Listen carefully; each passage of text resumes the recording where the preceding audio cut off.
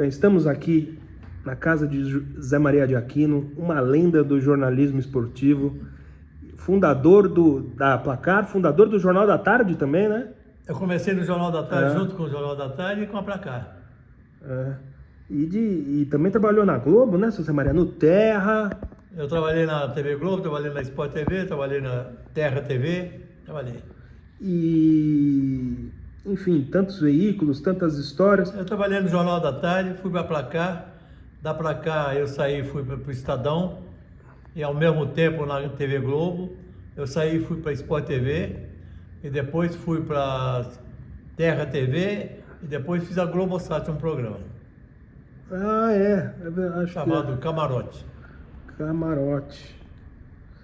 E, seu Zé, para a gente começar,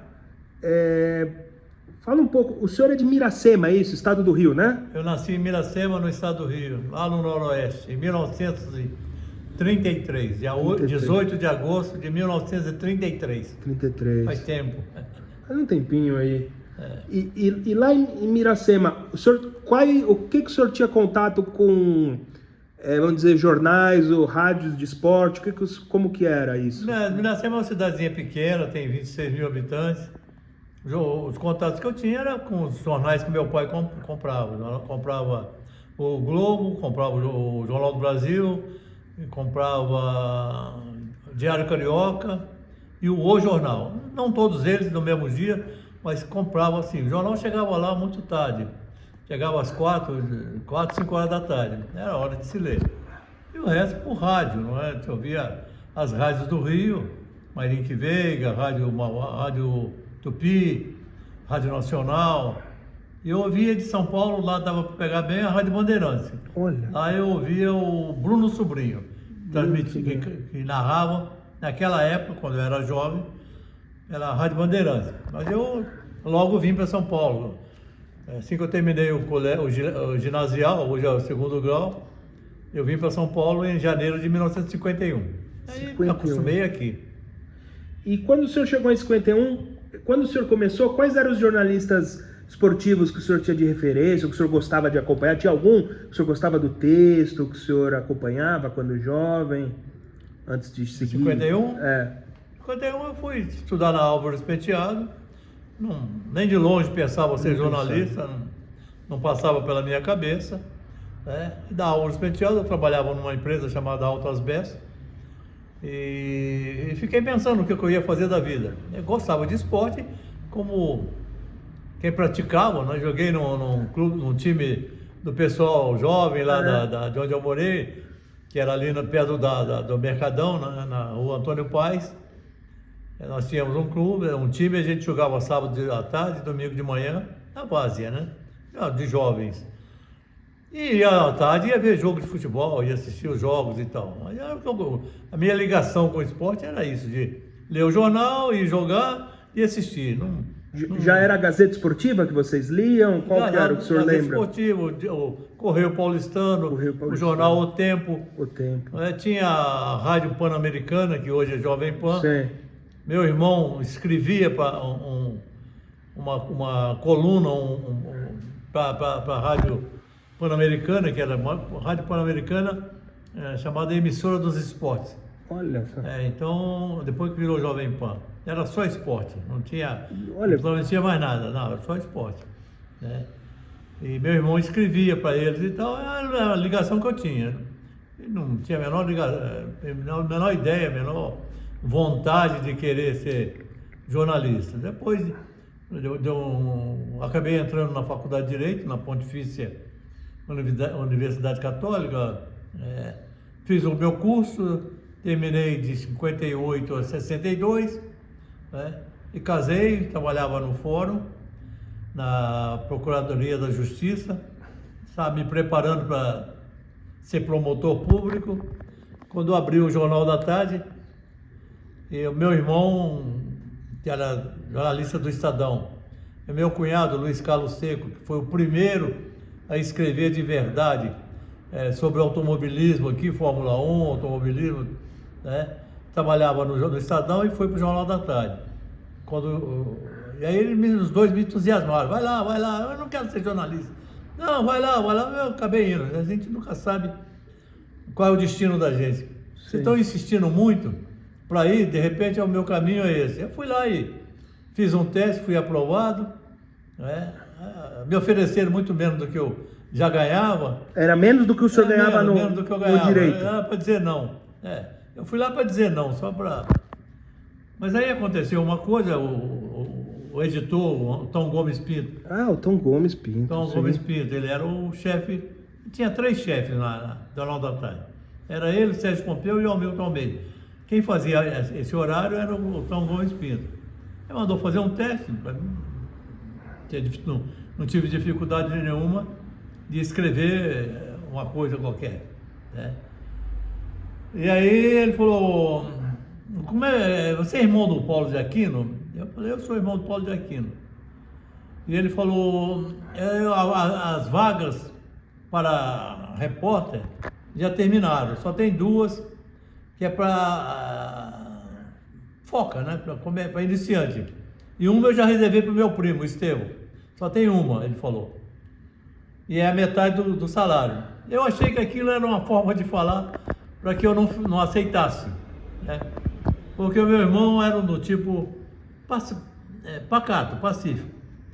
Mas ele não levava desaforo para casa. Ele tinha dado uns esbarrões num editor lá que tinha dado uma sacaneada nele, no modo dele ver, não é?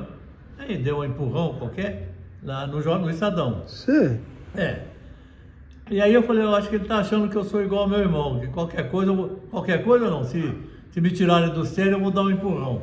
E aí eu falei, eu aceito, né? Eu peguei e aceitei. Eu peguei a merda. Mas pela bronca de achar, não pode falar assim do meu irmão e tal, né? Mas começou janeiro, fevereiro, em março ele chegou lá pro diretor, o chefão, que era o Mino Carter, e ele não me falou, me contou depois isso. Ele pediu aumento para mim, falou, não, o João Maria tem que ganhar igual os outros, não é? Porque ele é bom. E isso em que ano que o senhor entrou no JT? Em 66. 66. Janeiro, o Jornal da Tarde foi para a banca. Ah, é verdade. No dia 4 de janeiro de 1966. Tudo que acontecia no Estadão era feito no dia 4 de janeiro, né? Eles tinham uma tradição, né? Então a gente começou antes para poder treinar, fazer o jornal. Mas o jornal começou no dia 4 de janeiro. Então, janeiro, fevereiro, março, ele viu que eu era um cara que dava para coisa. Sim.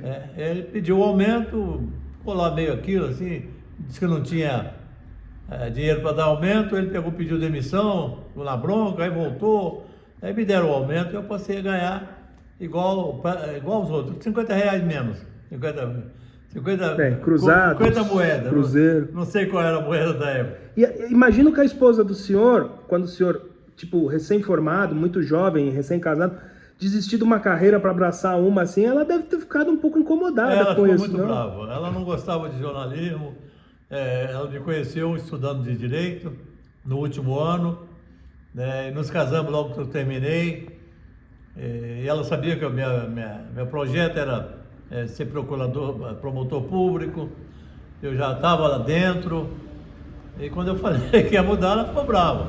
E ela não gostava porque a minha cunhada, casada com meu irmão, ela contava para ela que a vida de jornalista era muito complicada, viajava, chegava de madrugada, o Estadão, meu irmão trabalhava no Estadão, o Estadão fechava 1 hora, 2 horas da madrugada, né?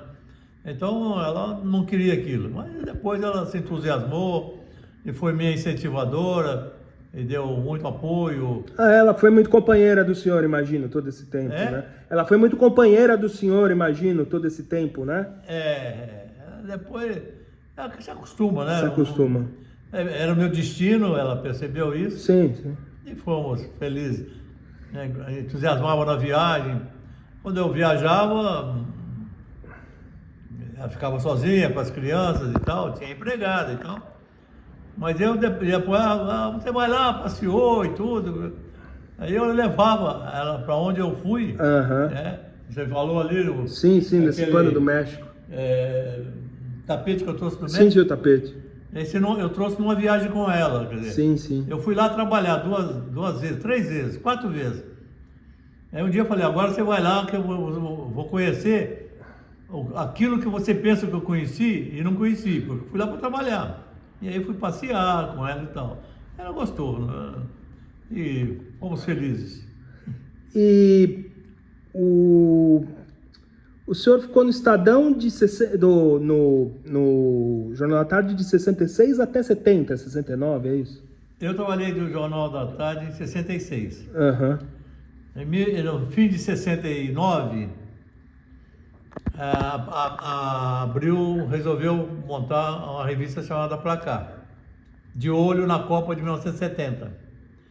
Então, ela foi lá no Jornal da Tarde e quis contratar o time que já estava pronto, né? Porque no Jornal da Tarde e tinha uma edição de esporte que era do Estadão, que saía na segunda-feira. E nós é que fazíamos. E ganhava prêmio Extra todo ano, né? Em 67, o Tom Gomes Pinto ganhou com o Miltinho. Em 68, 68, o Edil ganhou com o Vital Batalha. Em 69, eu ganhei com o Michel Lohans. Sim, sim, do jogador escravo, né? É uma série de reportagens que nós escrevemos falando sobre a vida do jogador, que o Pelé disse que era um escravo. Na época era um escravo mesmo, não era um escravo, mas tinha muito mais dificuldade do que tem hoje. Não se ganhava o que ganha hoje e tudo mais. E fomos felizes, ganhamos o Prêmio Oeste. Então era um time de ganhadores. Aí a Pra Cá resolveu, eu não vou sair procurando por aí. Vai lá e compra o time completo, né? Aí convidou o Michel, que tinha feito reportagens comigo, o Edil, que tinha trabalhado lá, e tinha ganho um prêmio extra, junto com o Vital Batalha, me chamou, né? E chamou o Dante Matiusi, que era um jovem que estava começando, mas era promissor. Então foi também. O Vôlei Guimarães já tinha trabalhado na Abril, foi para lá para ser o diretor, e o grande diretorzão era o Cláudio de Souza. Ele foi para lá. Sim. Eu não aceitei logo de início, não é? Porque não me interessava financeiramente. Eu já ganhava bem, pelo aquilo que eles ofereciam um bom salário, mas eu já ganhava perto daquilo, então não me interessei. Aí discutimos, foi embora. Discutimos não é brigar, não. Discutimos porque eu não queria, não quero porque não me interessa, e acabaram me dando um salário maior, e eu fui trabalhar Pra Cá, eu fui com mais tempo resistiu. Começamos em 1970 e eu fui até 1982. Sim. O Michel saiu antes, o Edil saiu antes, né? Éramos nós três. E o Dante saiu com 6 meses, já foi para trabalhar na revista Playboy. Playboy. E a Placar investiu bastante nessa cobertura da Copa de 70, pelo que o senhor lembra. Eles tinham uma visão que se a Copa de 70 fosse um sucesso, a revista ia emplacar. Se a Copa de 70 o Brasil fosse mal que nem 66, provavelmente a revista não ia ficar no caminho? A revista Pra Cá foi em 70. Sim, um pouco antes da Copa, né? Tipo, nas vésperas. Não, começamos em fevereiro. Sim. Fim de janeiro, fevereiro, e ela foi para a banca, se não me engano, dia 6 de março. É um treinamento antes, você tem que fazer mesmo. Sim, sim. Né? Embora fosse um time formado, tem que fazer. Revista é diferente de jornal. Sim, sim.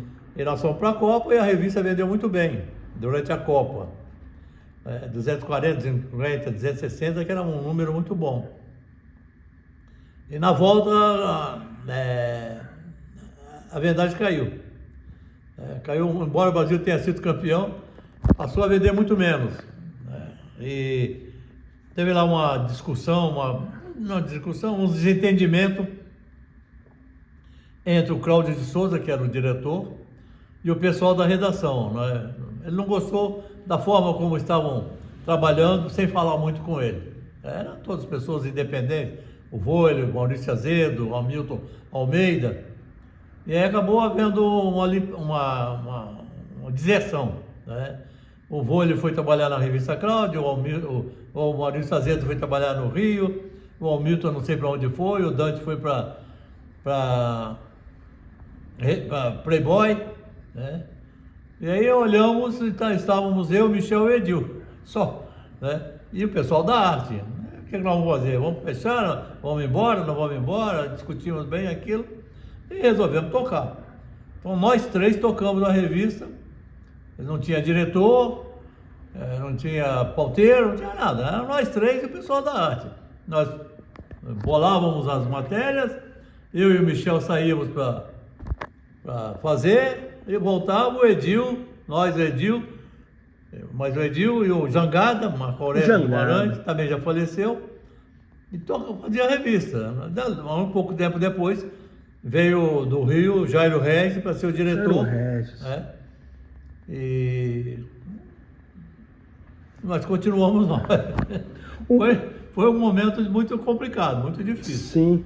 Você falou do Jairo Regis, fala um pouco dele, porque ele também morreu novo, né? Acho que ele teve um problema de saúde grave e ele foi diretor de redação, ele era uma pessoa bem politizada, né? Também, não era? O Jairo Regis era uma pessoa... Precisava? Não, politizada, era uma pessoa... Ele era politizado, não é? Ele era um homem de esquerda, não é?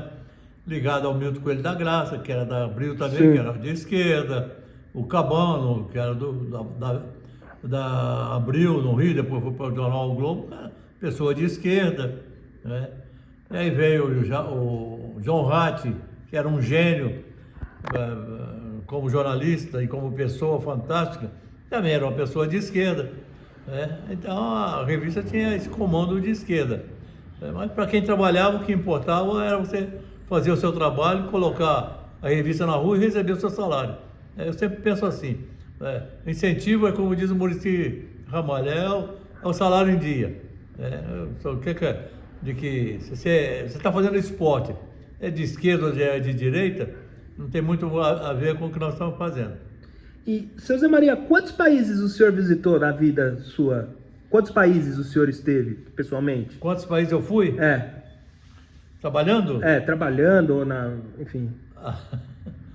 Vamos começar lá de baixo, né? Eu fui duas vezes para a Austrália, né? Aqui na América do Sul eu só não fui ao Chile. Não é bem assim. Na América do Sul, Argentina várias vezes, Uruguai várias vezes, Paraguai, Bolívia, Venezuela, Colômbia. O Chile e Equador eu não fui. Olha só. Eu fui ao México. Várias vezes. Várias vezes. Estados Unidos, né? Também, várias vezes. Para trabalhar ao México, fui às duas Copas. Fui lá fazer uma reportagem com a seleção para a Copa de 78. Sim.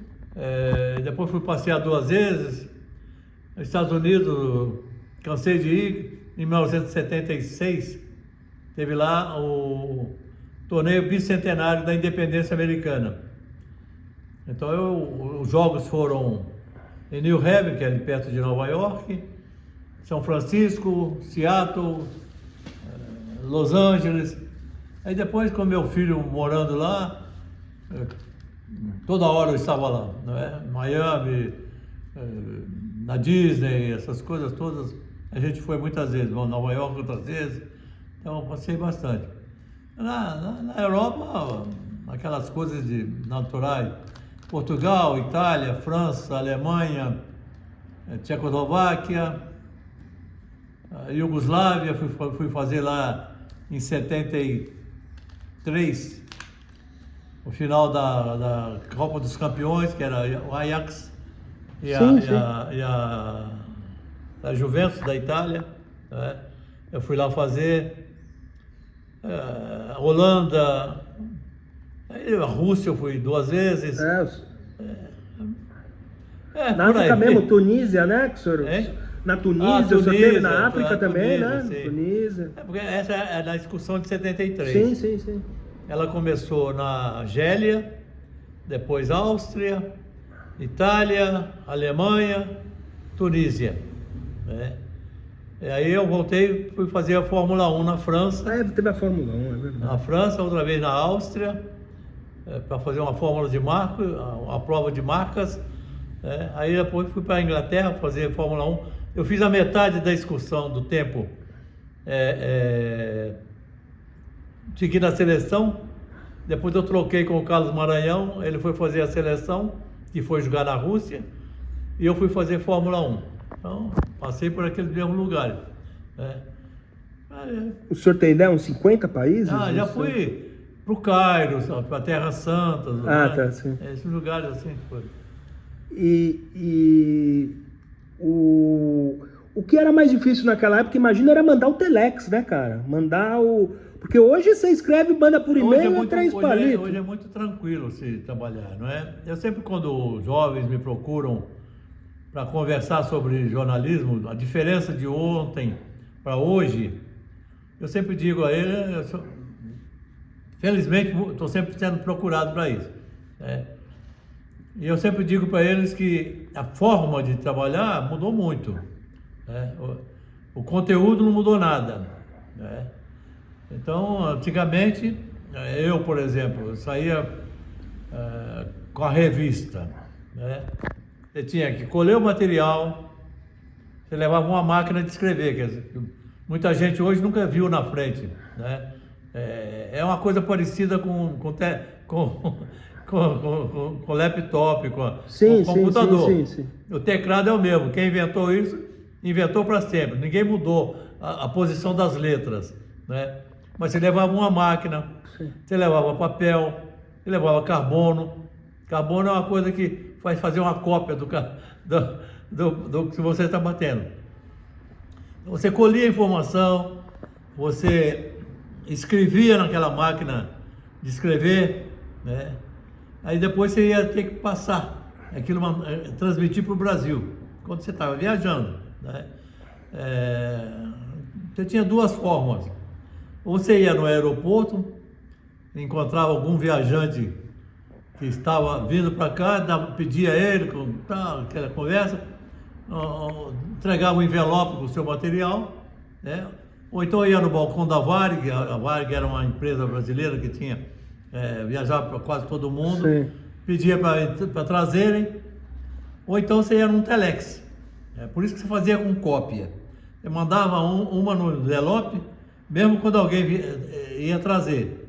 E você ficava com uma cópia, porque se ele extraviasse, você ia para o telex e mandava. Telex é uma máquina que também se tem o teclado, mas você escreve sem saber o que está escrevendo. Ela não tem... Era tipo um fax, era isso? Era tipo um fax? Era tipo um fax, mais ou menos? Não, era um tipo... Aí você tinha que redigitar toda a matéria lá no telex? Não, o telex você escrevia mais uma vez. Mais uma vez? Você copiava a matéria, então? Você copiava ali, mas só que não tinha o papel para você ver o que estava escrevendo. Você não podia escrever errado. Porque você escrevia e saía numa fita. E aqui era traduzido, era código Morse. Era uma espécie de código Morse de telex, do teléfono. Eram só buraquinhos. Aí depois aquela fita passava numa outra máquina que traduzia aqueles buraquinhos, chegando aqui as palavras que tinha escrito antes. Então, você vê quanto trabalho você tem, né? E aí você não sabe o que está escrevendo, deve dar um pânico às vezes. Né? Era só o teclado. Ninguém podia bater no seu ombro, não é? Porque você não via o que estava escrevendo. O cara do telex, ele sabia ler aqueles buraquinhos todos. Nós não sabíamos ler, né? Então você fazia aquele buraco, aquelas fitas, aquele código, as fitas, e ia procurar um local para enviar. Você tinha que procurar o local que tinha esse telex, geralmente em Correios, não é? Em Correios. Você perfurava aquilo e entregava para um funcionário passar numa outra máquina para chegar aqui. E você ficava esperando daqui responder. Chegou bem, porque às vezes você podia mandar e não chegava. Ou chegava assim, você trabalhava na Abril. A Abril tinha 20 máquinas de telex. Você mandava para um, ele chegava no outro, porque você dava todos os números para ele. E chegava numa que não estava na redação. Então o pessoal da redação não sabia, né? Acontecia isso, né? Então você tinha que esperar. E ligar... Era muito trabalho para você fazer uma coisa, não é? E hoje não, hoje o cara leva um laptop, Sim. ele escreve, aperta uma tecla e está na oficina. Às vezes escreve até do celular, né? Dá para escrever do Pô, celular. Eu falo laptop que é Sim, mais sim, coisa. sim. O celular. Hoje você transmite uma fotografia para o celular. Sim, sim, sim. Naquela época, tinha uma máquina que se chamava telefoto, Telefoto. que era igual um rolo de macarrão, igual o rolo também da máquina de escrever, que ia lendo os sinais e retransmitindo. E borrava muito, tinha que passar 1, 2, 10 vezes, às vezes, né? E não tinha colorido, não é nada. Só que nós, da Abril, nós não levávamos essa máquina, porque era revista e tal. Então, onde você fazia foto, você corria no aeroporto, né? E às vezes você pedia o cara para trazer um filme, fazia filmes, não é? Com 36 poses, tal. Sim. Você sabe o que é filme? Sim, sim. E aí era difícil encontrar alguém que aceitasse trazer. O cara achava, os caras estão me dando um envelope com drogas. Ou até que essa coisa da ditadura, problema, né? Com medo de... Até essas coisas era a época da ditadura, imagino, que alguém tinha medo de ser alguma coisa subversiva. Todas essas coisas, era muito Sim, complicado, não é? Hoje não, você aperta a máquina e está aqui. Você Tá vai aqui. lá, até na televisão, depois trabalhei na televisão, hoje o repórter sai com uma câmera e ele faz o trabalho. Sim. Hoje tinha 5 pessoas para fazer um trabalho que se faz hoje. Agora, tudo isso mudou. Tem uma coisa que não mudou.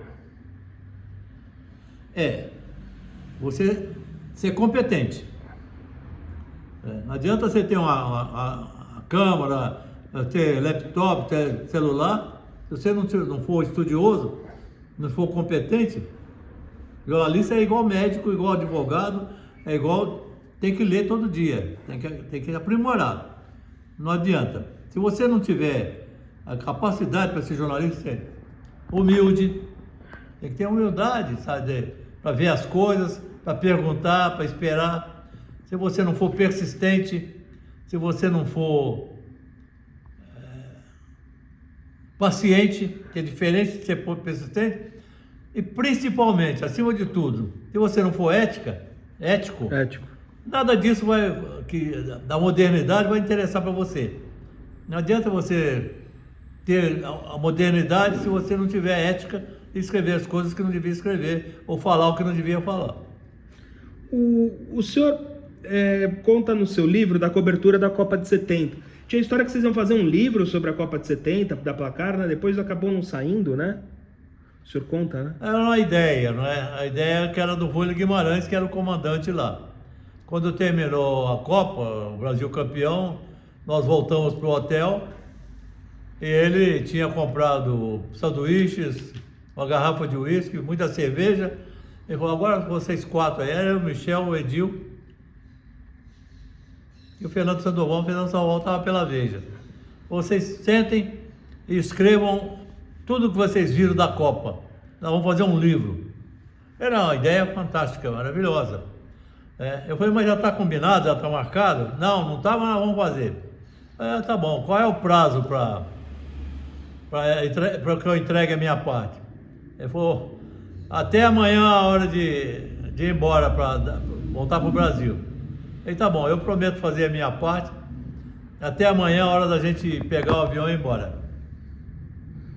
O Edil e o Michel sentaram e escreveram a parte dele. Eu falei, eu não posso fazer isso.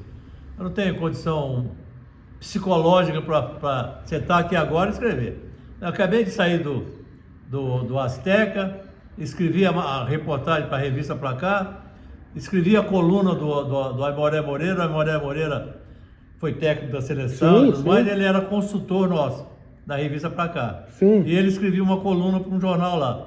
Ele estava com o dedo quebrado, então ele não podia escrever. Quem escrevia era eu. Ele ia falando o que ele queria que escrevesse, eu colocava. Ele ditava para o senhor, não era isso? Mais ou menos. Mais ou menos. Mas enfim.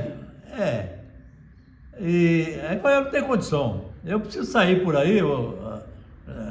A Cidade do México estava pegando fogo. Sim. Estava muito mais animada, eu imaginava, e depois fui conferir, era verdade, do que as coisas aqui no Brasil. Mexicanos saíram comemorando como se o México tivesse sido campeão. Aí eu falei, eu tenho que me meter nesse meio aí, e fui para lá. Não vou quebrar nada, mas cheguei, voltei 4, 5 horas da madrugada, dormi. No dia seguinte, fomos almoçar e tal. Eu falei, agora eu vou sentar, vou escrever. O avião atrasou, tivemos que dormir em Lima, perdemos a conexão. Enquanto foram dormir, eu fui pro Telex, escrevi toda a minha parte, e a minha parte chegou aqui antes. Mas aí, como eu já disse, teve um desentendimento entre a direção e o pessoal da redação, e o livro ficou para ser escrito.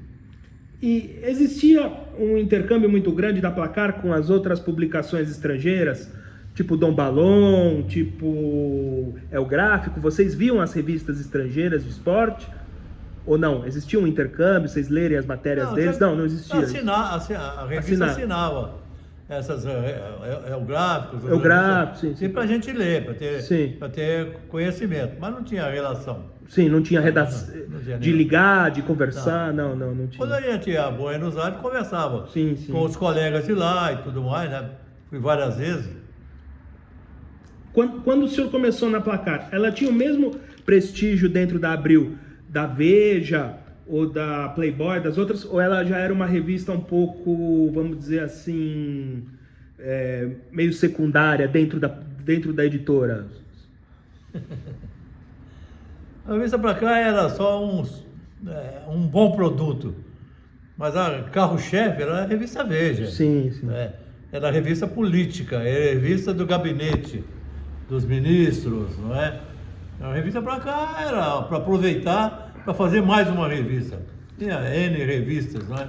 Tanto que quando terminou, a revista que tinha vendido 240, 250, caiu para vender 59. Primeira coisa que disseram, vai fechar. Vai fechar era uma facilidade, né? Você tem 800 revistas, tinha revista de todo tipo, não é? Revista de televisão, revista... Tinha Intervalo, mulher, né? Intervalo, Playboy... Cláudia, mesmo. Intervalo era uma revista para televisão. Sim. E o Milton Coelho de la Graça que comandava. É uma revista de fofoca, né? É fofoquinha de televisão, não era de coisa, né? Então não tinha o prestígio, nem 10% do prestígio que nem tinha. Nem 10%. Não tem nada disso. Se não vender, vai fechar. Tanto que disseram, tem que vender 90 mil em 3 meses. Eu estava vendendo 59. Não tinha mais ninguém, eram nós 3 na redação e o pessoal da arte. E o Jangada. Saiu a luta. Né? Saímos à luta. Ele vendeu 75 nesses 3 meses. Mas o Vitor Tivita, ele nos reuniu e disse, olha, falaram para vocês que ia fechar, de repente tem que fechar mesmo. Mas não é assim. Porque revista, ele disse, é como um paciente. Se ele está vendendo pouco, é sinal de que ele está doente. Você não mata o paciente. Você vai ao médico e vê o remédio que tem que dar para melhorar. Então vocês vão lá, vão trabalhar, vão fazer. Vocês venderem, nós não vamos fechar. Era 90, vendemos 75 e está até hoje aí viva. Sim. Parou um tempinho aí então, mas está viva. De outro formato. Hoje não se conseguiria fazer mais uma revista como aquela. Sim, semanal. Por N motivos, não é? Mas seguramos. Mas o título está aí, né? Seguramos a barra, está aí a revista. Até hoje, né? Há 50 anos já. Mais. 1970, 54 anos. Sempre teve essa história que ia fechar, né? Sempre teve essa história. Que não ia durar, que ia fechar, né? A Placar, né? A Placar sempre teve essa... Ela nunca deu muito lucro, né, seu Zé Maria, né? Mas naquela época foi definitivo. Foi definitivo. Naquela época chegaram, o Milton reuniu, então, se não vender 90 vai fechar. Assim, na foice, né? E nós fomos à luta. O fofoca de corredor sempre existe. Sempre existe. Mas naquela época isso foi o que aconteceu. E aí depois muda muito, né? Muda o salário, né? Você pega alguém que está ganhando, isso não é uma crítica, é uma observação, né? Alguém que está ganhando 6, você manda embora e contrata um de 3, né? Que às vezes tem a mesma qualidade, né? É bom também, mas é mais jovem, recém saído da faculdade, tem que começar E é assim que vão tocando.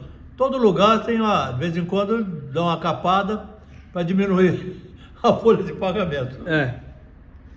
E o senhor se lembra de algum problema da Placar com a censura, com a ditadura naquele momento? Alguma matéria do senhor ou de algum outro colega que deu algum grande problema? Ou como é esporte, era uma área mais tranquila?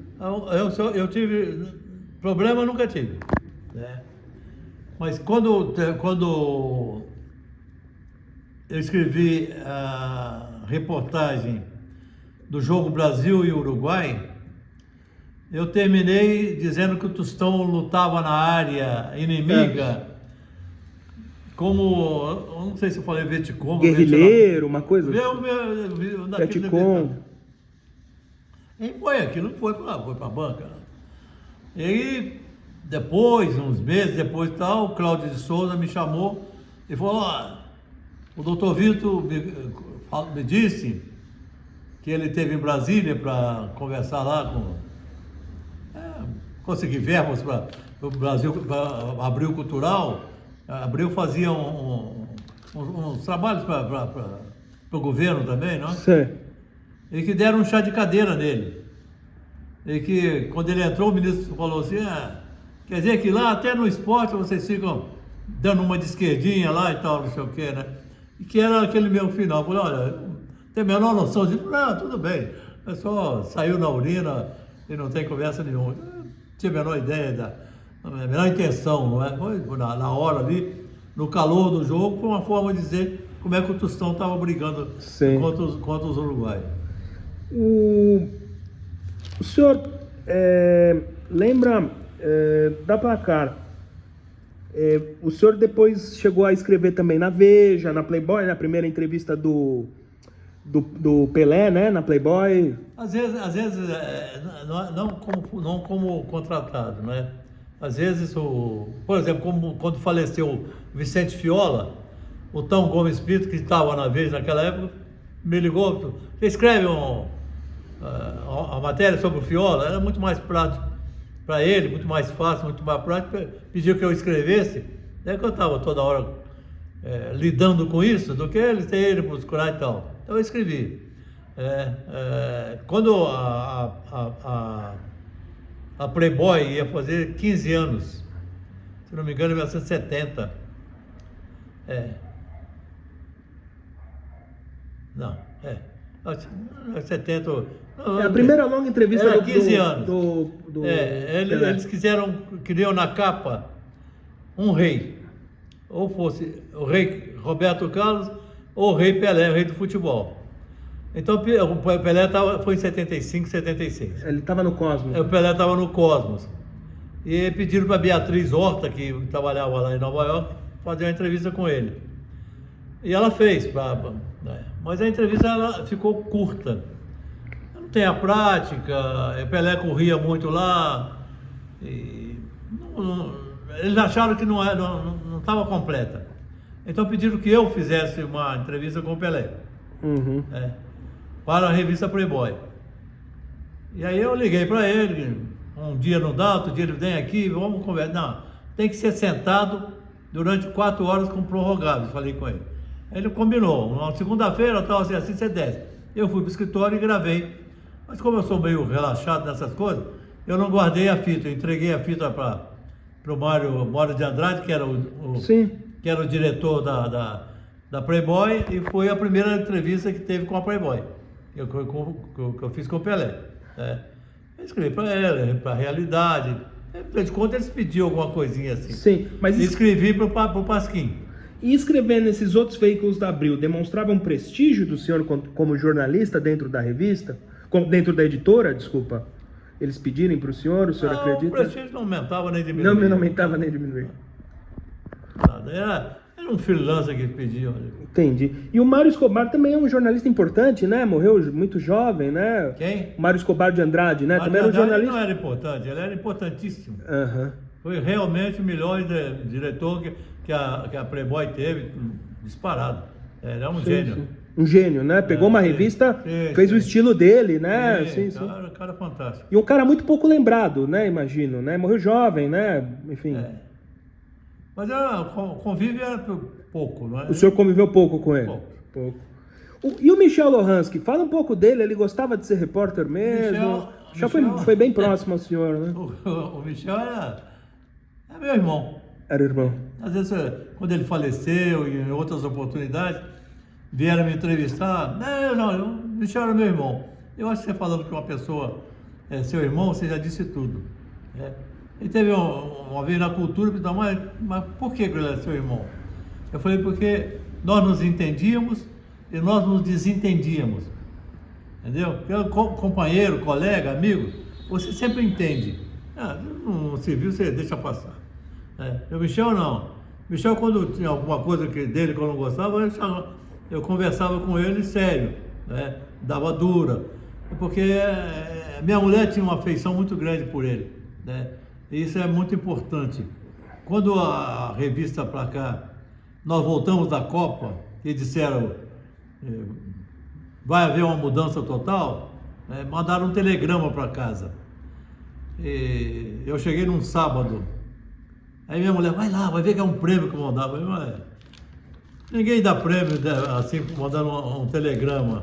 Isso aí é fria, eu não vou sair daqui. Fiquei 72 dias fora, eu não vou sair correndo agora para ir lá. Vou segunda-feira. E cheguei lá, era mesmo fria. Vai sair todo mundo, mudou para cá, mudou para lá.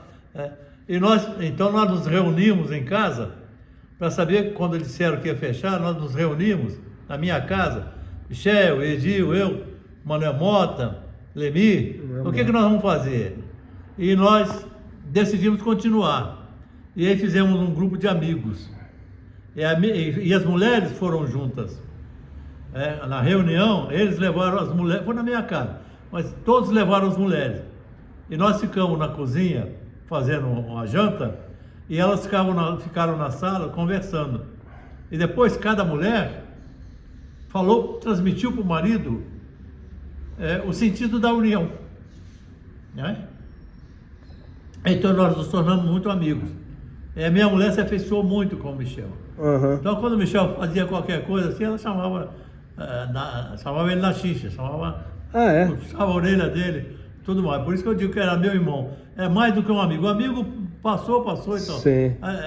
Irmão não, você se preocupa o tempo todo, 24 horas com ele. Na bronca ou no abraço. E ele também gostava de ser repórter, né? De ir lá. Ele adorava, ele foi um cara fantástico. Sim, né? sim. Escrevia muito bem. Francês, né? Francês. Ele nasceu em Marseille, né? Mas veio criança para cá. O pai dele era francês, a mãe era brasileira. Ele tinha um irmão e uma irmã. A irmã era atriz. A filha foi atriz, faleceu há poucos dias. Sim. E imagino, o senhor falou um pouco do João Ratti, fala um pouco dele também, como foi o convívio com ele, também João Ratti foi primeira gênio. turma. Uhum. João Ratti estava muito acima da necessidade de uma revista esportiva. Falava a língua, sabia tudo que você pudesse imaginar, o João Ratti sabia. Então o apelido dele na redação era Gênio. É o Gênio. Era um cara tranquilo, gaúcho, veio do Rio, porque um momento lá qualquer que não tinha um trabalho, ele fazia parte do pessoal do Milton Coelho da Graça, o pessoal da esquerda. Ele era um gênio, mas ele não metia política na coisa. Não mexia? Não. E ele trabalhou com a gente, até o dia que o Juca Kfouri assumiu, desceu, a primeira coisa que ele fez foi mandar o João Ratti embora, demitiu o João Ratti. Depois ele era tão ruim, entre aspas, que ele foi fechar a primeira página do jornal o Globo. Você sabe que quem fecha a primeira página de um jornal é o pessoal mais importante. Sim. São as manchetes, são as notícias que vão chamar o leitor. Sim. Ele era do mesão que fechava a primeira página. E quando o Juca assumiu, já que o senhor falou dele, ele não era jornalista, né? Ele vinha da sociologia, vinha de outra área. Ele vinha do arquivo lá da Placar. Vocês que eram repórter, que eram um pouco mais velhos, isso, como que eu vou dizer, vocês tiveram algum temor? Foi uma coisa, ficaram meio assustados? Ou foi de boa? Como que foi? Não, o Juca, ele quando existia a Placar, nós começamos a Placar, Ele era o chefe do DEDOC, Departamento de Documentação. Né? Mas ele gostava de futebol, era um cara... Ele gostava, né? Futebol, ele foi trabalhar, ele fazia um bico, fazia um freelancer para a revista Pra Cá, respondendo cartas, essas coisas. Aí quando veio o Jairo Reis para ser diretor, ele dispensou o Juca, né? do trabalho, não o Juca. Não precisa, isso aí o Marco Aurélio vai responder essas cartas e tal. E depois ele voltou, né? Voltou como chefe de reportagem, né? E mais tarde virou, saiu, foi trabalhar na TV Tupi e voltou novamente, né? E virou diretor da revista Pra Cá, depois da revista Playboy. Mas com vocês, quando ele virou diretor de redação, ele não era repórter, né? Ele vinha um pouco mais jovem. Ele nunca foi repórter. Isso teve algum temor da redação ou foi tranquilo? Comigo, o senhor lembra? Comigo foi sempre tranquilo. Ele, quando no início ele nem ia lá, ele respondia lá do setor dele. Do setor dele. E quando ele veio ser o chefe de reportagem, foi ser o chefe de reportagem. Tem que mandar fazer, manda fazer. Né? E depois foi diretor. Nunca tivemos discussão. Ele vinha à minha casa, eu morava em outra casa. Vinha, eu pegava muita carona com ele. Ele tinha acho que uma Belina, se não me engano, verde. Eu ia de carro, minha mulher voltava com o carro, ele me dava carona para voltar. Chega uma hora que às vezes você não quer mais o funcionário, você é diretor, e você manda ele embora, não é? Foi o que aconteceu comigo. O senhor descobriu muita gente, né, cara? O senhor conta no livro Reginaldo Leme, Roberto Tomé, o Andreoli, um monte de profissionais, né, seu Zé Maria? A própria Glória a que faleceu, enfim, um monte de gente que o senhor descobriu, né? Isso na TV Globo. Na Globo também. Você já saiu da... Não, ainda tem, mas... Já saiu da Pra Cá. Não, também, mas enfim... Eu trabalhei com eles na TV Globo. Eu trabalhava na revista Pra Cá. Em 1982, eu tinha a Copa da Espanha. Então, eu fui mandado para cobrir a Olimpíada de Moscou em 80. Em 81 ou início de 82, eu fui mandado para cobrir um Mundial Juvenil na Austrália.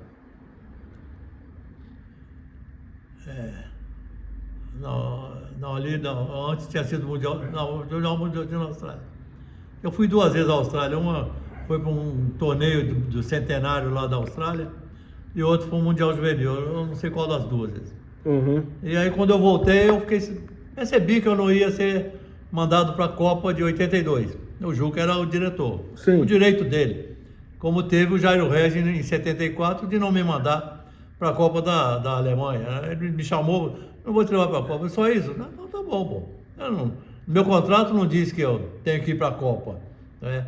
Meu contrato diz que eu tenho que receber. Se me pagar, dá tudo certo. Né? E aí a TV Globo tinha comprado a Copa de 82 na Espanha com exclusividade. Né? E ela montou 3 equipes para transmitir as Copas. Eram 6 grupos que tinham a Copa lá e montou 3 equipes. Um era o Luciano do Vale com o Márcio Guedes comentarista. A outra era o Galvão narrador e Sérgio Noronha comentarista. E tinha o Carlos Valadares, que era de Minas, como narrador e precisava de um comentarista. Então me convidaram para ser o comentarista. Né? O Michel me ligou, você topa aí para a Copa? Tá brincando ou tá falando sério? Falando sério. Se o diretor, que era o Juca Kfouri, autorizar, eu vou. Né? Eu sou funcionário da revista Pra Cá. Ele autorizou com a seguinte condição: toda vez que o Zé Maria falar, a TV dá o crédito. Zé Maria é repórter da revista Pra Cá. Por olhar, não era possível. Você vai dar um crédito desse, você está dando mais crédito do que estão dando anúncio da Brahma ou das empresas que patrocinavam. Sim. Né? Porque toda hora que eu falasse ia aparecer. E essas empresas patrocinavam só naquele momento de intervalo e naqueles 5 minutos que dão aquele selinho lá em cima. Então não é possível. Aí conversamos, ele disse, eu só autorizo assim, não, então eu vou, tá bom, vou pedir demissão, não, eu te mando embora. Me mandou embora, né? Eu agradeço, porque aí eu fui trabalhar. Ele não me mandou embora porque ele era bonzinho, mandou embora porque ele não me queria mais, tudo bem. Mas eu fui trabalhar na TV Globo, e eu achei que era e no Estadão. Então, eu acho que eu fiz um bom negócio, trabalhar na TV Globo. Saindo da Placar, com todo respeito à Placar naquele momento, já e depois, né, era um lucro para mim. E trabalhar também no Estadão. E fiquei 20 anos entre uma coisa e outra na TV Globo, nesse momento. E lá, agora chegando na TV Globo, que você me fez a pergunta, eu encontrei o Luiz Ceará, Kit Balieiro, Roberto Cabrini, Luiz Andreoli. O da Atena também, né? Não, o da Atena foi depois. Eram esses o repórter. O Cabrini logo em seguida foi estudar nos Estados Unidos. Tá? Aí tem o Ceará, Luiz Andreoli, Kit Balieiro, não sei, tinha mais um. E aí o Luciano do Vale montou a equipe na Bandeirantes. Sim, depois da Copa de 82, aí ele foi montar. Depois da Copa de 82. Acho que 82 foi a última Copa dele na Globo, né? Depois da Copa de 82, ele com o Silvio Luiz montaram um programa, um esquema na Record. E dali foram para a Bandeirantes. O Luciano foi para a Bandeirantes. Ele montou lá a equipe e levou o Andreoli, levou o Ceará, levou o Gilson Ribeiro, que era o outro. Era Kit, Ceará, Andreoli e Gilson Ribeiro. Eles foram para... E aí eu trouxe o Tomé do Sul, né? A Kit continuou. Veio a Valéria Monteiro. Aí o Mauro Naves, que eu trouxe de Brasília. Então eu trouxe o Tomé do Rio Grande do Sul, Mauro Naves de Brasília, a Kit estava, a Valéria veio de Ribeirão Preto. Aí continuou tocando. Aí o Datena, que você perguntou, ele era repórter em Ribeirão Preto. E ele fazia um belo trabalho lá como repórter esportivo. Ele criou o Peu, que era um Jacozinho. Jacozinho é do Márcio Canuto. Do Nordeste, que o Márcio Canuto criava coisas, matérias fantásticas, explorando a qualidade que ele tinha de comunicação. Aí o Datena fazia isso com o Peu em Ribeirão. Uma determinada hora, eu estou cansado daqui, não dá pé, não sei o quê, me leva para ele. E eu trouxe o Datena. Mas ele ficou pouco tempo. Porque ele fez um quiprocó qualquer lá, né? E eu tive que ir para a Copa do México de 86. E aí quando eu saí, ele ficou pouco tempo, foi embora. Foi a sorte dele, né? Porque ficou milionário. E o que o senhor fala? Não ficando no esporte da Globo, ele foi ficar milionário, fazendo o que ele sabe fazer muito bem também. E o senhor chegou a ver, né? Que ele foi candidato e jogou a cadeira no outro lá, né? O senhor chegou a ver? O que o senhor aconselharia? Eu vi agora acompanhando. Ele foi o sangue esquentado, né? Por isso que ele fez o quiprocó lá na Globo. Logo no início, ele, sem motivo algum, essa é a verdade, incentivado pelo Luiz Ceará, né? O Luiz Ceará ficou dando notícias. Fulano é assim, fulano é assado, fulano é tal. Ele falou de um colega lá, e o Datena encontrou o cara e deu um esbarrão nele. Sem motivo nenhum, nem sabia. Mas o Datena já era assim... Já era esquentado. Mas é um bom profissional, lógico, ninguém tira o mérito dele. Tanto que ele não ficou por isso, né? Porque e na eleição o senhor viu lá que ele jogou a cadeira e tal. Ele é esquentado. Já ficou rico. Não, tá melhor que a gente. As pessoas dão muita importância a isso. Pode ser. O senhor na Placar, qual que é o fotógrafo que o senhor mais trabalhou? O senhor trabalhou muito com o JB Scalco, né? Fala um pouco dele. Eu trabalhei com o Scalco, era um fotógrafo feito do Porto Alegre, né? Sim. Veio para cá junto com o Divino voltou e o Scalco ficou. Ele trabalhou, fazia matérias aqui. Nós fizemos um trabalho maior indo para a Olimpíada de Moscou, né? Depois da Olimpíada de Moscou, a revista lá tinha essas coisas. Fica mais um pouco aí na Espanha. Naquela época, as férias de verão na Espanha, na Europa, a Espanha organizava uma série enorme de torneios. Teresa Herrera, sim. Carranza, Juan Guampa. Naranja. Eram 42 ao total. As mais famosas, conhecidas aqui eram Teresa Herrera, Carranza, Naranja, tal, que levavam os filhos daqui. E nós ficamos lá, estava lá jogando o Vasco, fomos olhar o Vasco. Estava jogando o Atlético Mineiro, fomos olhar o Atlético Mineiro. Estava lá o Flamengo jogando, fomos olhar o Flamengo. Então nós ficamos mais 20 e tantos dias na Espanha, andando para lá e para cá e cobrindo os jogos desses times, né? Ele era um repórter fantástico. Daí depois, em 82, ele foi também, né? Nós éramos muito amigos. Eu fui para Porto Alegre, fiquei na casa dele, ele vinha para cá, ficar na minha casa, família, né? A senhora dele e o filhinho. Em 82, eu estava pela Globo, ele estava pela Placar, né? Ele teve um problema qualquer de saúde, né? E voltou adoentado, foi internado e acabou falecendo. E como fotógrafo, acho que um dos melhores, né? Como artista de fotógrafo, 100%. Artista de fotógrafo. Uhum. Como fotógrafo jornalista, eu dava 80%. Porque é difícil fotografar futebol, né? Assim, não, fotografar futebol?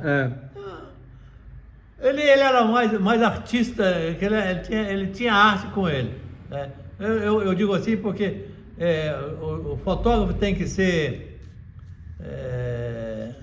não só fazer uma fotografia bonita, né? A fotografia tem que transmitir a notícia também, entendeu? E o senhor lembra algum outro fotógrafo que o senhor trabalhou lá na Placar que o senhor gostava bastante? Eu adorava o Manuel Mota como pessoa e como fotógrafo. Era brincalhão, nós viajamos juntos, eu e minha mulher, ele com a mulher dele para a Argentina, fora do esporte, fora do trabalho. Ele levou a máquina e não tirou uma única fotografia, porque ele estava de férias. Só disso já é uma grande figura. E o Zé Pinto foi um cara fantástico. Esse entendia de fotografia e de jornalismo, tá? Ele sabia, ele era humilde, capaz de não atrapalhar um serviço que ele percebia que você ia fazer e que ele não deveria estar perto, que é muito difícil. Eu tive 2 oportunidades com o Pelé, né? Tratando do Pelé, uma sem o Pelé, outra com o Pelé, que ele estava junto e ele percebeu que não era para ficar ali perto, não falei nada. Quando ele se Pelé, afastou. Quando o Pelé é o do Pará, né? Que o senhor conta que quando a esposa do Pelé tá grávida, que o Zoca revela para o senhor mais ou menos, sem querer, a primeira né? filha do Pelé. A Kelly, né?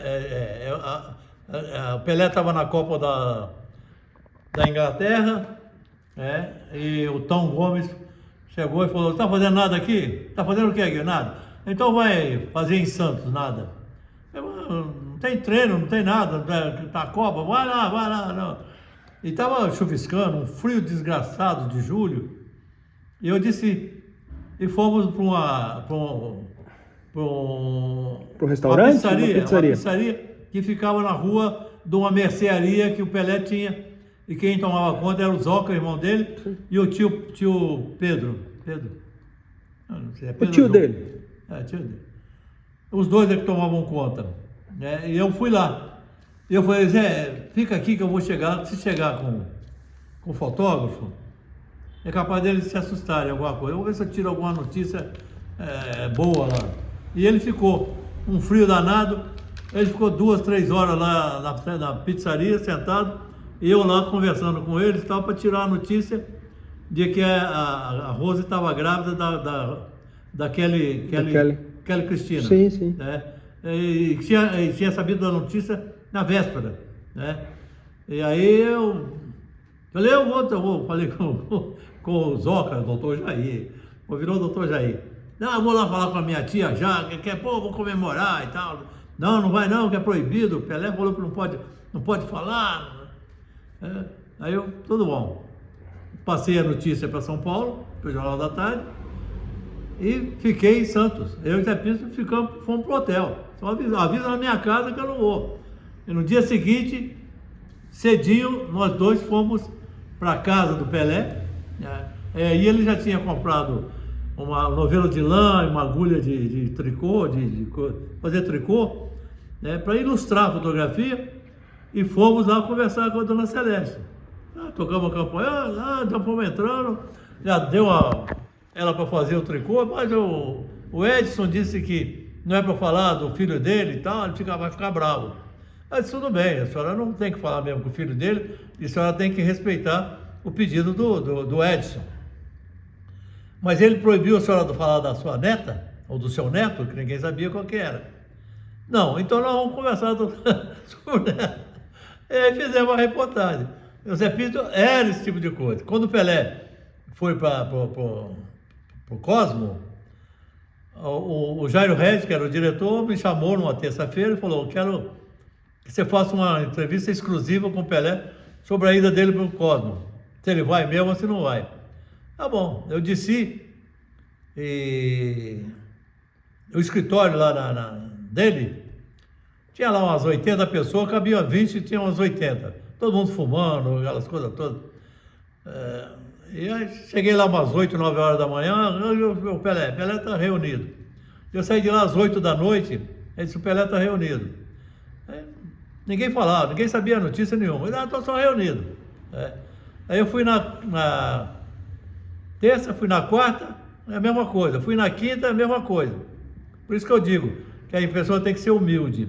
Eu cheguei em casa, minha mulher disse assim: você arranjou uma namorada em Santos? Aí, por quê, mulher?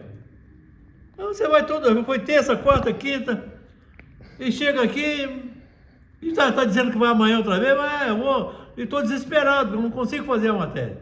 E o diretor ainda quer com exclusividade, né? Aí ela falou assim: por que você não faz a matéria? Porque eu chego lá às 8 horas, ele está reunido. Eu saio de lá às 8 da noite, ele está reunido. Fazer o quê? Ela falou assim: mas você acha que ele vai para jogar mesmo? Eu falei: vai.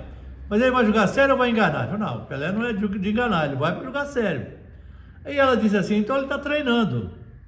Eu falei: mulher, eu só não te chamo de burra porque você casou comigo. Que hora que ele vai treinar? Eu chego às 8, ele tá. Sai às 8. Ela falou: ou antes ou depois. Eu falei: vai treinar de madrugada? Não sei. Ou de madrugada, ou antes ou depois.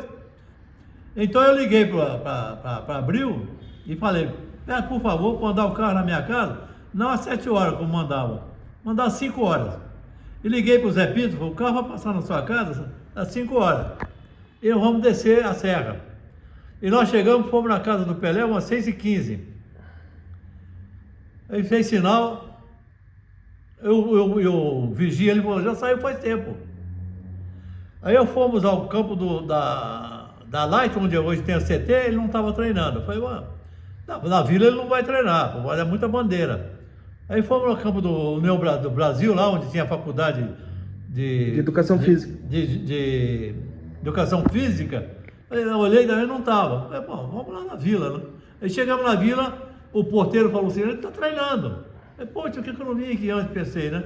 Eu não acreditava que ele fosse treinar lá da bandeira. Aí entrei, ele não estava no campo. Voltei e falei: sabe, me enganando? Não, ele já treinou então. E eu fui no vestiário e ele estava lá, tomando banho.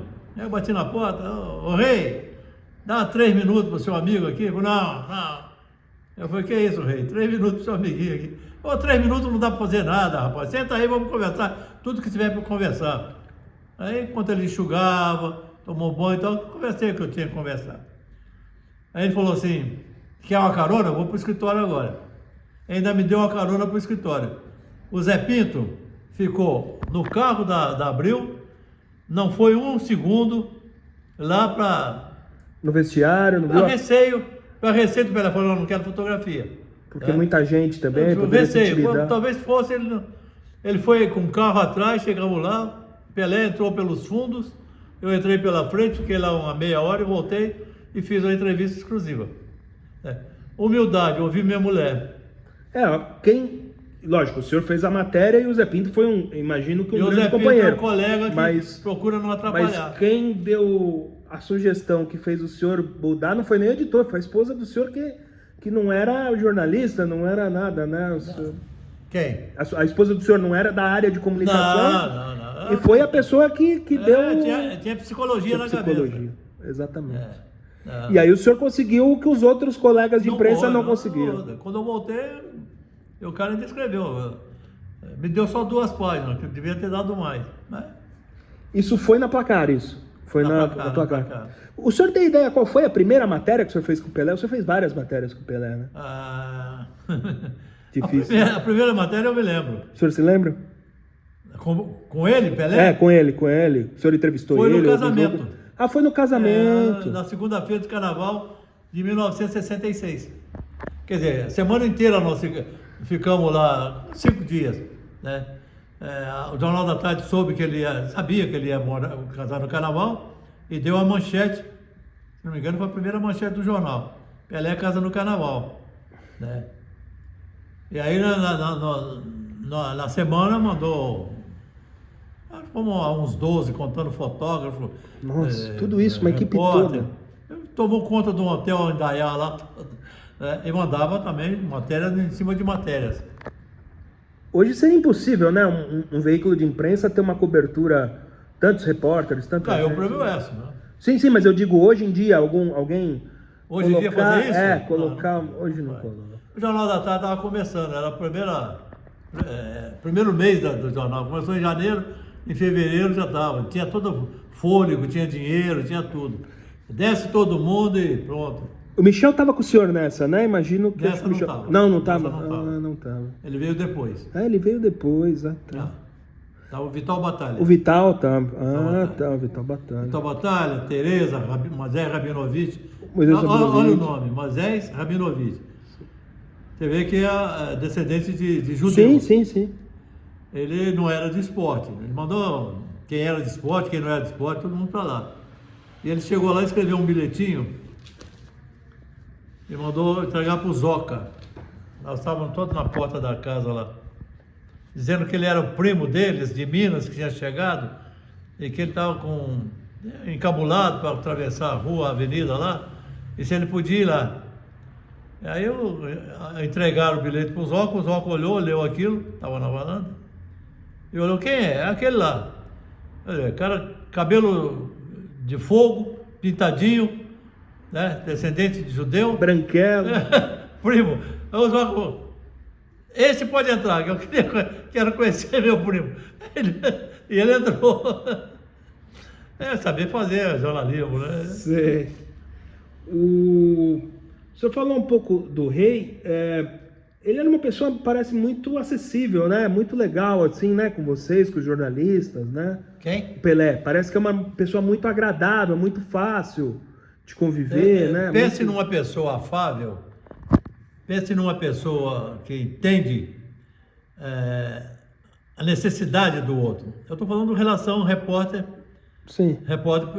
jogador, repórter profissional. Ele nunca negou uma entrevista para mim. Que eu saiba com os outros, só um caso muito excepcional e depois ele dava. Eu falei que eu fiz uma primeira entrevista com ele para Playboy, foram 2. Eu liguei e falei, pode descer, vamos conversar. Não é assim. Vamos conversar, não é 10 minutos, nós são 5 minutos. Liguei outra vez. Eu estou indo para Ribeirão Preto, num jatinho, vou fazer uma publicidade lá. Vamos comigo. Então vamos conversando e voltamos. Não é assim. É para sentar com o gravador e 4 horas para começar, e se tiver prorrogação, então deixa eu olhar. Aí um dia ele mandou a secretária ligar, pode vir segunda-feira. Foi lá, o escritório estava fechado, entramos nós dois e gravamos todo o tempo que foi necessário. Entendeu? No dia da ida pro coisa, bati na porta, entra aí, brinquei, dá 3 minutos, não, conversa todo, nunca negou. Né? Então era uma pessoa, por quê? Ele sabia a necessidade do trabalho da gente. Na Copa de 70, o Brasil estava concentrado em Guanajuato. E teve uma fábrica de calçados em León, a 60 quilômetros de uma cidade da outra. Sim. E convidou os jogadores para irem visitar a fábrica. Iam ganhar um par de sapatos cada um. Olha, o cara saía... Você vê, hoje o cara, seu Valente, você manda aprender a fábrica. E quem quisesse comprar mais um, dava 50%. Mas jornalista não tinha direito, só o repórter, só jogador. E o Pelé foi. O Gerson, me lembro, não foi, outros não foram. Mas o Pelé foi, vários foram. Né? Ele chegou lá, deu uma voltinha pela fábrica e viu que... Ele saiu, foi para o pátio, onde os jornalistas ficaram, porque os jornalistas não puderam entrar. Ficavam no pátio de estacionamento. E tinha uma bike lá. Ele pegou a bike e começou a andar. Por que ele fez isso? Porque ele falou assim, o cara tão cansado de me tirar a fotografia, sentado aqui, olhando. Eu vou lá, faço uma graça na bike, eu dou chance para eles fazerem uma fotografia diferente. Uhum. Aí depois que ele fez a graça, ele sentou, ficamos conversando, chegou o Rodolfo Machado do jornal o Globo. Ou era o Ari Gomes, era o inverso, ou eram os dois. Um era do Jornal do Brasil, era o cara do Jornal do Brasil, o Ari Gomes. Aconteceu alguma coisa aqui, eu estou atrasado? Ele falou assim, aconteceu nada, os caras estão lá dentro. Ele falou, não, peraí, aconteceu uma coisa. Eu vou fazer para você também. Pegou a bike e deu uma volta. Ele falou assim, o seu chefe talvez não publique essa foto. Mas o dele, que ele fez, se publicar, o seu chefe vai dar uma bronca em você, porque o Jornal do Brasil deu, o Globo está dando, e você não mandou a foto. Então você tem a foto igual. Só um cara muito cabeça, muita gente boa, muito crânio, é que faz isso. E ele fez. São alguns exemplos. Eu posso falar. Sim. O senhor conviveu bastante com ele.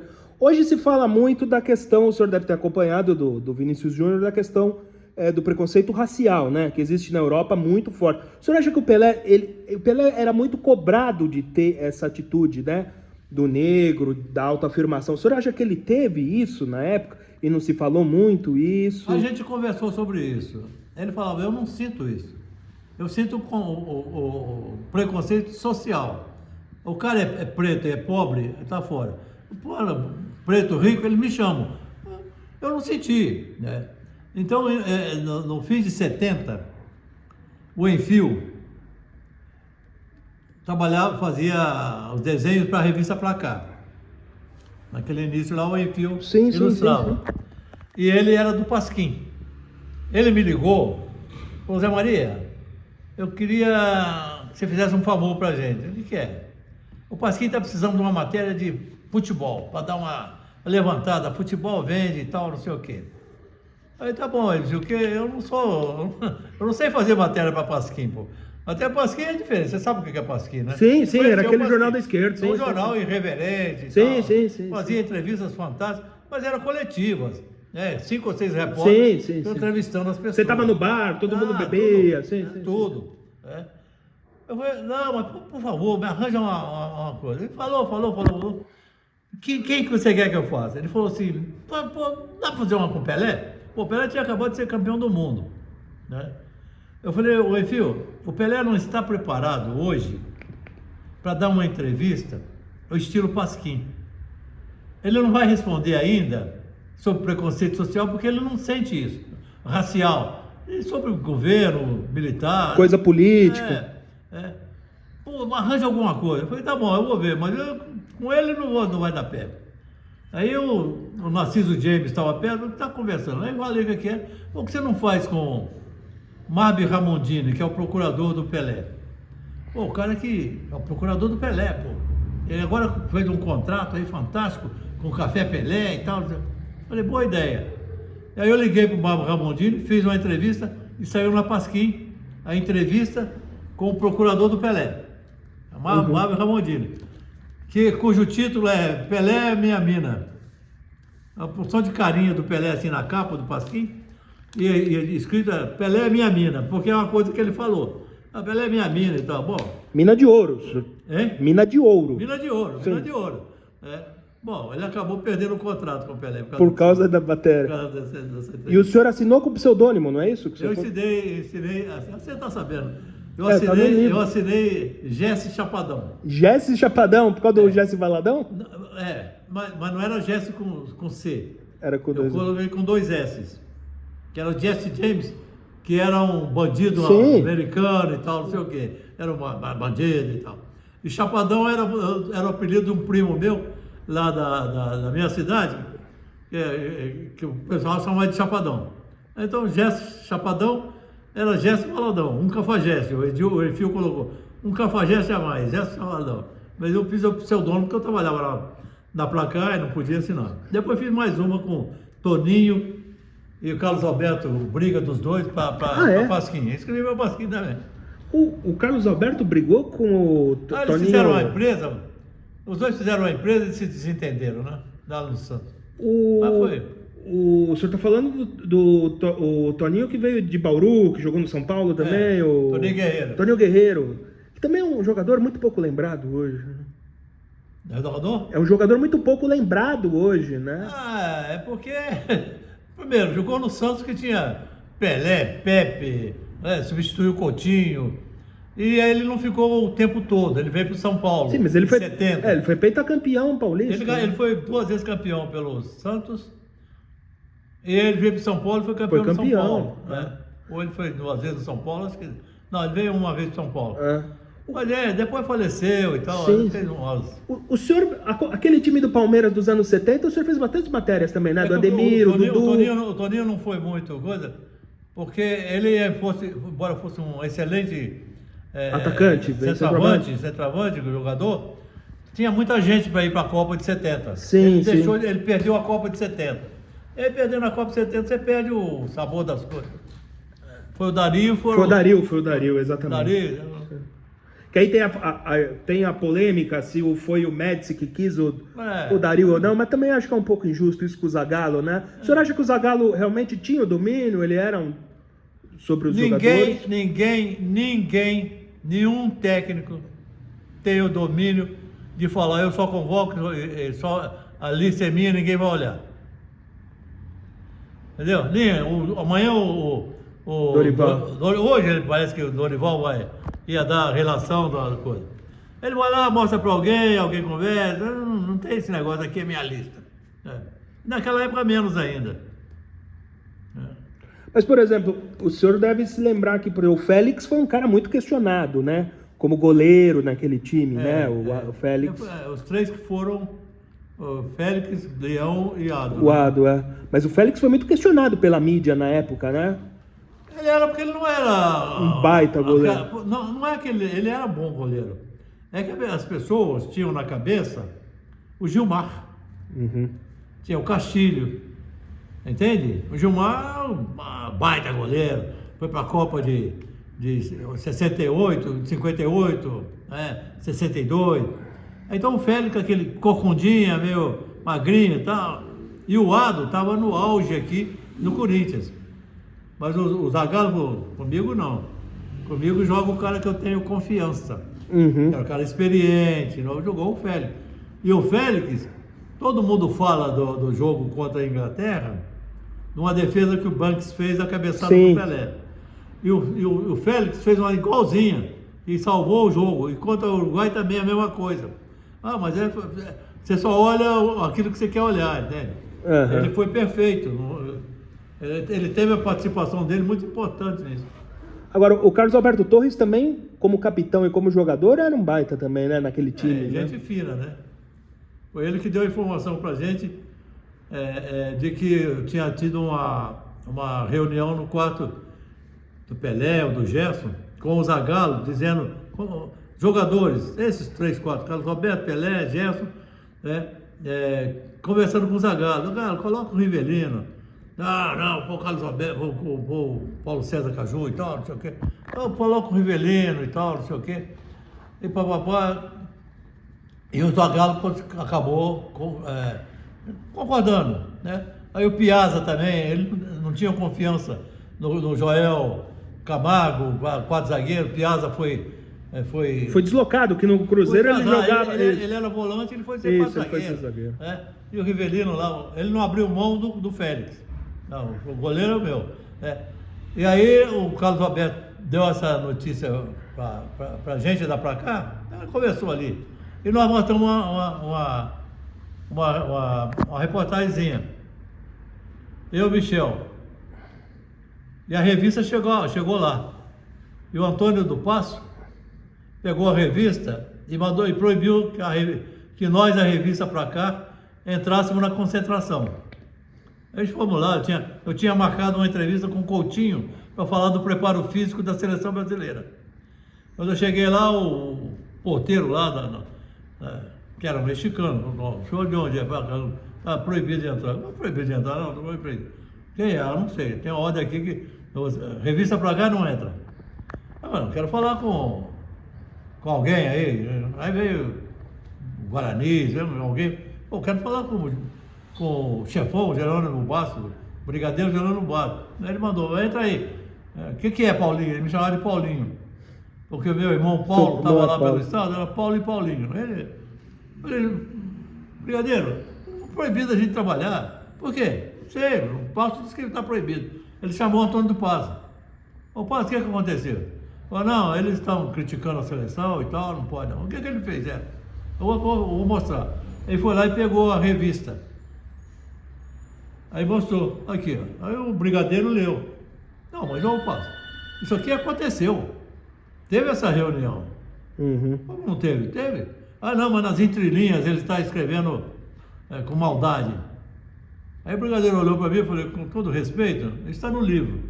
Com todo respeito, nas entrelinhas tem papel em branco. Não tem nada nas entrelinhas. Aí o brigadeiro falou, pô, deixa os meninos trabalhar. E voltavam a trabalhar. Então, o Carlos Alberto foi que passou essa informação para você. Aí nós aproveitamos e fizemos uma reportagem maior ainda sobre essas coisas que foi para a revista. Uhum. Acho que tem alguém batendo aí, não tem não? Acho que tem alguém tocando aí, seu... Hein? Acho que tem alguém tocando aí, seu Zé Maria, não tem não? Tocou a campanha? Eu acho que sim.